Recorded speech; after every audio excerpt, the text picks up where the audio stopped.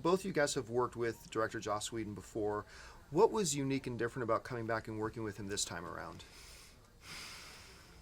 We did one take throughout the entire movie. The whole movie was one take. The whole movie was one take. I mean, it was a real risk. That was different. It was different. It's a big gamble. I feel like. I mean, truly, it was one take. No, he did. Yeah, you're saying that you did. Yeah, when it was just like, Yeah. What was different?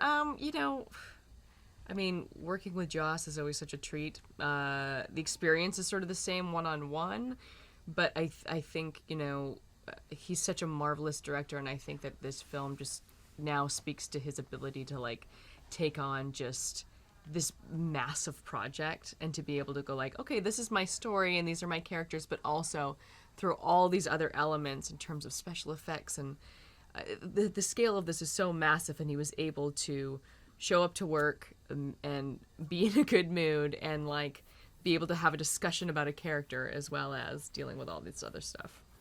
Now, Jeremy, you were able to shoot on a lot of different locations around the world. How was that able to either help or hinder you as an actor in the performance you were able to bring?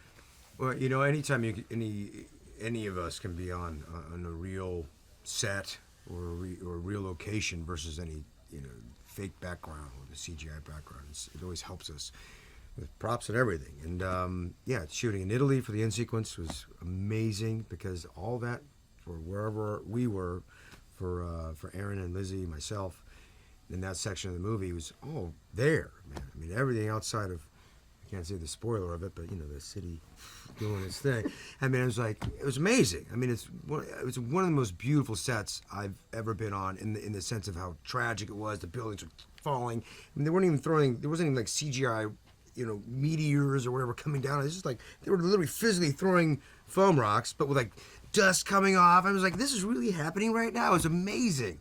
It was a full travesty happening around you. Were living in it, so it makes it so easy to run around and do what we're supposed to do. And chaos is so fantastic, and there was literally no robots or bad guys running around, but it still felt chaotic. It was amazing. And then in the Stark Tower, it was in London. Again, one of the most exotic sets in opulent. I mean, it was amazing. I mean, everyone wanted to live in this set. It was so beautiful. I've never seen anything really quite like it in any job I've ever done. The sets were just fantastic, and I rarely had to do green screen or out in the woods. I mean, just really tremendous. I mean, I had so much fun being in those locations. Now, after Captain America: Winter Soldier, Maria is in a very different place now. Tell us a little bit about where we find her and who she's working with now and what we can expect for her as we move into the next Avengers film. Yes, well, S.H.I.E.L.D. has been dismantled, and Maria has sought employment with Tony Stark at the Avengers Tower.